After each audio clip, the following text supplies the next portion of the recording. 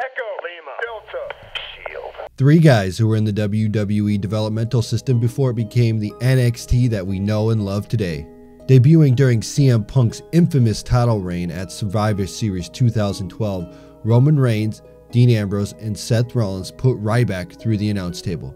They made a splash like none other, calling themselves the Hounds of Justice. They worked for no one and were righting the wrongs of the WWE. One of the clear messages that they were sending was that they didn't like people who were handed things. They were truly never handed anything, starting from FCW and almost not making it to the main roster. They were young and hungry, and they took WWE by storm. Dean Ambrose was the mouthpiece of the group, Seth Rollins was the crazy athlete of the group, and Roman was the powerhouse of the group. This worked out perfect for these 3 because they all brought something different to the group. They created a new boom in the WWE tag division by making the trios become popular again. At Extreme Rules 2013, Dean Ambrose won the United States Championship, and Seth and Roman won the WWE Tag Team Championships. The Rockets were strapped to the Shield, and they came, they saw, and they had taken what they wanted. Eventually, they would lose the tag team titles, and much later, Dean Ambrose would lose the US Championship. Even with the cracks in the Shield, they were still stronger than ever. At what I believe was one of the best matches they ever had, the Shield defeated Evolution at Payback 2014. The following night on Monday Night Raw, Triple H made it clear that the feud between Evolution and the Shield was far from over. However, Batista quit WWE and left Evolution. Later that night, Triple H said there is always a plan B, and Seth Rollins took out the Shield with a steel chair. This was a major shocker because everybody believed the Shield was at their very best.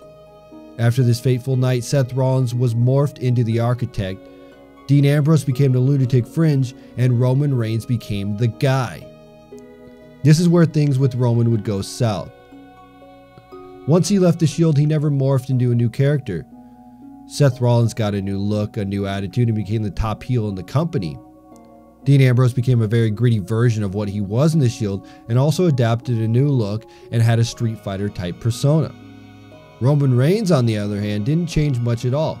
He kept the same theme music minus the intro and wore similar ring gear with the bulletproof vest. So what was really wrong with Roman Reigns? Everyone has their faults, but when you are with others, it's easy to hide those faults. The Shield helped Roman shine bright like a diamond and hide his flaws. He could come into the match when needed, show off his best, and stand tall. Roman isn't awful, he was just protected. When he went solo, he was exposed. His mic work wasn't the best, and most of his promos sounded scripted. Also, all of his cool moves he did in the ring were now being exposed, because we have seen it over and over and over. The company man. This is the core of the problem with Roman Reigns. Everyone knows that WWE is scripted, but we want to believe that it is organic. With Roman Reigns, it feels like he was shoved down our throats, and we were told he is the guy, instead of us, the audience, saying he is our guy.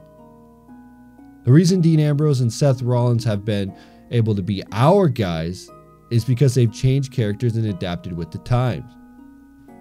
Roman is just being the guy in the vest with the Shield music. Every great character needs to have layers. It needs to be like an onion. You have to be able to peel back the layers. WWE is a weekly episodic show, and if things stay the same too long, people get bored. I believe that's what happened with Roman Reigns. He has awesome in-ring work. He can be great on the mic, but when you force it down our throats and you don't change his character, there is no depth. Maybe a heel turn would be great for Roman Reigns, but unless he has a complete character overhaul, we will never know.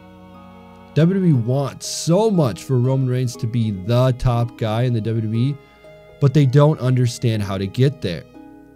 Look at some of the top guys in WWE like Stone Cold Steve Austin, The Rock, and even Triple H. They all become great because their characters, their stories, and their in-depth rivalries. I think Roman Reigns has hit a point similar to that of Hulk Hogan before he joined the NWO. People are just getting sick of the same thing he is doing, and they want something different from him. Take a risk, give him some freedom, and see what he can do. In the end, he'll either sink or swim.